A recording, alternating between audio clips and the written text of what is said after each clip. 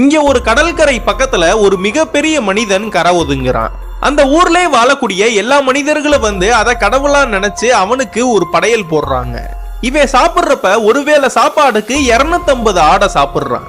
இந்த ஊர்ல இருக்கிற எல்லா மக்களும் ஒரு மாசத்துக்கு சாப்பிட வேண்டிய சாப்பாடை இவன் ஒரு வேளையிலேயே சாப்பிடுறான்.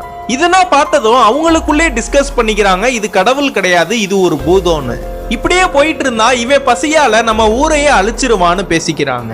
இதெல்லாம் பார்த்த இவனும் நம்மளோட பசியை ஆத்துனவங்களுக்கு நம்மளும் ஏதாச்சும் உதவி பண்ணணும்னு அவனோட தொப்பியை எடுத்து அந்த கடல் தண்ணியை மோக்குறான்.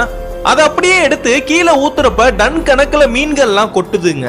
இதெல்லாம் பார்த்த அந்த மனிதர்களும் ஒரே நேரத்துல இவ்வளவு உணவு கிடைக்குதேன்னு ரொம்ப சந்தோஷப்படுறாங்க.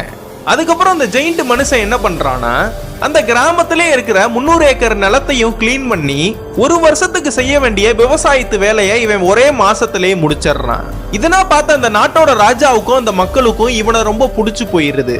அதனால அந்த நாட்டோட ராஜா இவன் கிட்ட ஒரு உதவியமும் கேட்கிறாரு. எதிரி நாட்டை சேர்ந்தவங்க எங்களை ரொம்ப தொல்லை பண்ணிக்கிட்டே இருக்காங்க, அவங்களுக்கு நீ சரியான பாடத்தை புகட்டணும்னு சொல்றாரு.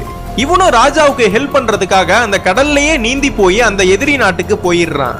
எதிரி நாட்டு எல்லா வீரர்களும் இவனை பார்த்து ஷாக் ஆகி பயப்பட ஆரம்பிச்சிடுறாங்க. அவனுங்க இருக்கிற கப்பலை ஒரு பெரிய கயிறால கட்டி இவங்க நாட்டுக்கு இழுத்துட்டு வந்துடுறாரு. அவனுங்க எல்லாரும் சேர்ந்து இவரை தாக்கலான்னு ஒரு பெரிய பெரிய ஈட்டிகளெல்லாம் வச்சு இவரை தாக்குறானுங்க.